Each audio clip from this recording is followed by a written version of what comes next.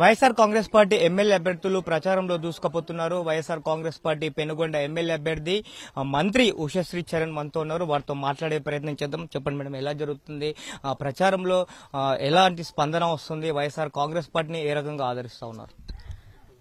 నిజంగా ఈ పెనుకొండ నియోజకవర్గంలో వైఎస్ఆర్సీపీ పార్టీ భారీ ఎత్తున చాలా ఫాస్ట్ గా దూసుకొని వెళ్తా ఉంది ఫ్యాన్.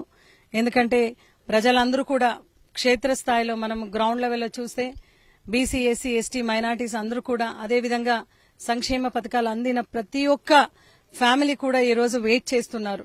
ఎప్పుడెప్పుడు ఎలక్షన్స్ వస్తాయి, ఎప్పుడెప్పుడు ఫ్యాన్ గుర్తు కోటేసి మళ్లీ ధర్మాత్ముడమైన మా ముఖ్యమంత్రి గారు సీఎం జగన్మోహన్ రెడ్డి గారిని వన్స్ మోర్ జగన్ అన్న అంటూ సీఎం చేసుకుంటామని ప్రతి ఒక్కరు కూడా వెయిట్ చేస్తున్నారు. ఎందుకంటే సంక్షేమ పథకాలు అయితేమి, అభివృద్ది అయితేమి బ్యాలెన్స్డ్ గా ఈ ఆంధ్రప్రదేశ్ రాష్ట్రంలో తీసుకుని వెళ్లిన వ్యక్తి జగన్మోహన్ రెడ్డి గారు. కాబట్టి నిజంగా చాలా భారీగా రెస్పాన్స్ ఉంది. ఈ రోజు కూడా ఇక్కడ బూత్ కమిటీ సమావేశం నిర్వహిస్తున్నాం. ఇక్కడ నిర్వహిస్తుంటే గ్రామమే తరలిస్తా ఉంది. అంటే జగన్మోహన్ రెడ్డి గారు ఏదైతే చెప్తాడో దాని మాట మేరకు ఉంటూ ప్రజలందరికీ కూడా అండదండగా ఉంటాడన్న క్రెడిబిలిటీ, నమ్మకం జగన్మోహన్ రెడ్డి గారి పైన ఉంది. కాబట్టి అందరూ కూడా ఆయన పట్ల ఉంటూ చాలా విశ్వాసంతో ఉంటూ ఆయన వెంట నడుస్తున్నారు అనేది మనం పెనుగొండ నియోజకవర్గంలో, జిల్లాలో, రాష్ట్ర వ్యాప్తంగా కూడా చూస్తున్న సన్నివేశం ఈ రోజు.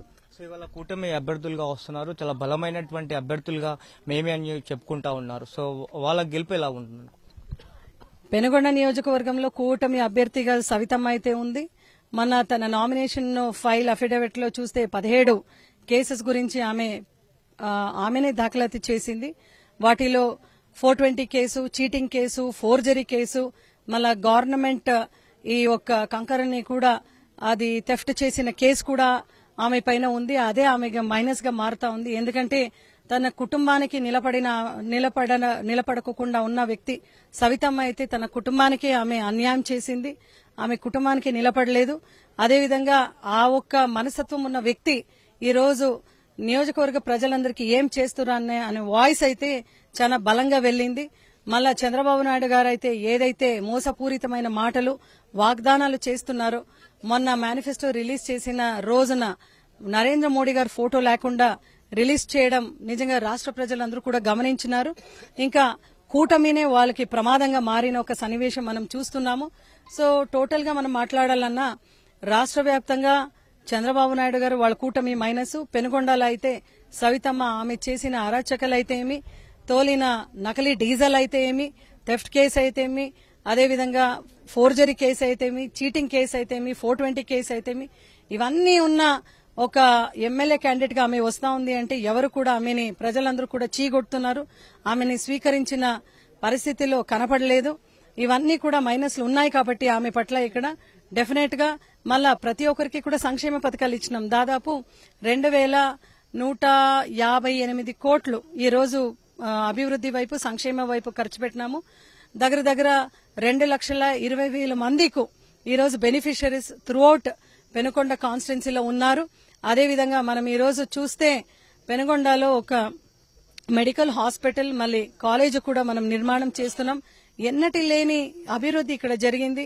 దాదాపు 450 కోట్లు ఖర్చు పెట్టి మన మెడికల్ హాస్పిటల్ నిర్మాణము, 45 కోట్లు ఎక్కువగా రోడ్డు డ్రైనేజెస్ నిర్మాణం మనం చేసుకున్నాం. ఇలాగే హైందవ ధర్మానికి సంకేతంగా లక్ష్మీనరసింహస్వామి టెంపుల్ దానికి వేసిన రోడ్స్ కూడా మనం చూస్తున్నాం. అదేవిధంగా మైనారిటీస్ ఎక్కున్న ఈ ఒక్క పెనుకొండ నియోజకవర్గంలో వాళ్ళందరూ కూడా జగనన్నే మనకు సంక్షేమ రథసారథి అని గట్టిగా నమ్మి బ్రహ్మరథం పడుతూ ప్రతి ఒక్కరిని కూడా కలుపుకొని పోతూ నియోజకవర్గ వ్యాప్తంగా అయితే విస్తృతంగా ప్రచారం చేసుకుంటున్నాము. అండ్ వై నాట్ 175 అనే 175 నినాదం ఏదైతే మన పార్టీ అధ్యక్షుడు జగన్మోహన్ రెడ్డి గారు, సీఎం గారు కలకంటున్నారో దాన్ని ఖచ్చితంగా ఈ ఎలక్షన్ లో నెరవేరుస్తామని గట్టిగా మేము నమ్ముతున్నాం. ఉమ్మడి అనంతపురం జిల్లాలో చూస్తే వైఎస్ఆర్ కాంగ్రెస్ పార్టీ నేతలను ప్రలోభాలకు గురి చేస్తున్నారు, దాడులు చేస్తున్నారు, అలాగే నోట్ల కట్టలు కూడా బయటపడతా ఉన్నాయి. సో దీనిపైన మీరేమంటారు? నిజంగానే చాలా బాధాకరంగా ఉంది. ఎక్కడ పడితే అక్కడ టీడీపీ వాళ్ళు డబ్బు పట్టుకుంటున్నారు. అంటే వాళ్ళు ప్రజలు జీరో అయిపోయినారు. టీడీపీ వాళ్ళు ప్రజలు మైనస్ అయిపోయినారు, జీరో అయిపోయినారు.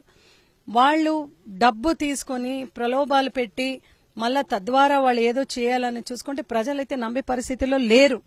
వాళ్ళకి కావాల్సిండేది వాళ్ళ హృదయంలో జననేత ఎవరైతే స్పందిస్తారో అటువంటి వ్యక్తి మనకు కావాలని వాళ్ళు ఎంచుకోవాలనుకుంటున్నారు. అది జగన్మోహన్ రెడ్డి గారే అని కూడా వాళ్ళకు స్పష్టంగా తెలిసింది. ఎందుకంటే మీ ఇంటిలో మంచిది జరిగింటే మాత్రమే నాకు ఓటేయని చెప్పే ఏకైక దమ్మున్న నాయకుడు జగన్మోహన్ రెడ్డి గారు. సో ప్రజలందరూ కూడా why not 175 175 and Jaganmohan Reddy గారే మన నెక్స్ట్ సీఎం అని కూడా డిసైడ్ అయినారు. సో ఇవాళ చూసుకుంటే వాలంటీర్ వ్యవస్థను రద్దు చేయాలని చెప్పి చంద్రబాబు నాయుడు కోరారు. మళ్ళీ అదే వాలంటీర్ వ్యవస్థను కూడా నేను వస్తే మళ్ళీ తెస్తాను అంటున్నాను. బట్ ఇవాళ చూస్తే పింఛన్దారులందరూ కూడా బ్యాంకుల చుట్టూ తిరుగుతున్న పరిస్థితి కనిపిస్తుంది. ఉదయాన్నే లేచి బ్యాంకుల వద్ద వయోవృద్ధులు కానీ ఆరోగ్యం బాగాలేనటువంటి వాళ్ళు కానీ వాళ్ళందరూ కూడా అక్కడ ఉన్న పరిస్థితి కనిపిస్తుంది. సో దీనిపైన మీరు నిజంగానే చంద్రబాబు నాయుడు గారు ఎప్పుడు కూడా స్వార్థపూరితమైన రాజకీయాలకి మరో పేరు. ఆయన వాలంటీర్ వ్యవస్థని ఒకానొకప్పుడు ఆయన అన్నాడు సంచులు మోసే పని అన్నాడు. పవన్ కళ్యాణ్ ఉగ్రవాదులు తీవ్రవాదులు అన్నారు. ఇంట్లో మగోళ్ళు లేకున్న టైంలో ఆడోళ్ళు లేకున్న టైంలో మగోళ్ళు లేకున్న టైంలో వీరు వెళ్తారని కూడా అబండాలు మోపినారు. ఈరోజు చంద్రబాబు నాయుడు పరిస్థితి ఎంత దిగజారింది అంటే మన క్యాడర్ చూసి భయపడేది వేరు, మనకు వాలంటీర్ వ్యవస్థ చూసి ఆయన భయపడి మళ్ళా వాళ్ళకి 10,000 నేను మీకు జీతం ఇస్తున్నానని చెప్తే జగన్మోహన్ రెడ్డి గారు పెట్టిన వ్యవస్థ పైన నిజంగా ఆయన ఒక్కసారి శబాష్ అన్నట్లే అని నేనైతే వ్యక్తిగతంగా భావిస్తున్నాను. చాలా సిగ్గుచేటు విషయము. 45 ఏళ్ల ఇండస్ట్రీ, 14 ఏళ్ల ముఖ్యమంత్రి, కనీసం మన ముఖ్యమంత్రి గారికి కంగ్రాట్స్ అని చెప్పుకోకుండా ఈ రోజు వాలంటరీ వ్యవస్థ పైన చీగొట్టి మళ్ళా తర్వాత వాళ్ళకి 10,000 ప్రకటిస్తున్నారంటే ఆయన వ్యక్తిత్వం ఎంత దిగజారుడైన వ్యక్తిత్వం అనేది అందరికీ కూడా తెలిసిపోయింది. వాలంటీర్స్ కూడా ఆయన నమ్మే పరిస్థితి లేదు. వాళ్ళందరూ కూడా పెద్ద ఎత్తున నిలబడి జగన్మోహన్ రెడ్డి గారి వైపు పెద్ద విజయం జగన్మోహన్ రెడ్డి గారికి సమకూరుస్తారని మేము నమ్ముతున్నాం. సో ఇది వాలంటీర్ వ్యవస్థను రద్దు చేయాలని చెప్పి కోరినటువంటి చంద్రబాబు నాయుడు మళ్ళీ వాలంటీర్ వ్యవస్థను తీసుకోవాలని చెప్తున్నారు. వైఎస్ జగన్మోహన్ రెడ్డి చేసినటువంటి సంక్షేమ పథకాలు మరోసారి గెలుపుకు దోహదపడుతున్నాయి. అలాగే పెనుగొండ టీడీపీ అభ్యర్థిగా ఉన్నటువంటి సబితమైన పలు కేసులు ఉన్నాయని తానే స్వయంగా అప్డేట్ లో ఒప్పుకున్నారని చెప్తున్నారు. మరోసారి పెనుగొండలో వైఎస్ఆర్ కాంగ్రెస్ పార్టీ జెండా ఎగరవేయడం ఖాయమంటున్నారు. వీడియో కరెస్పాండెంట్ దిలీప్, సాక్షి న్యూస్, శ్రీ సత్యసాయి జిల్లా నుంచి.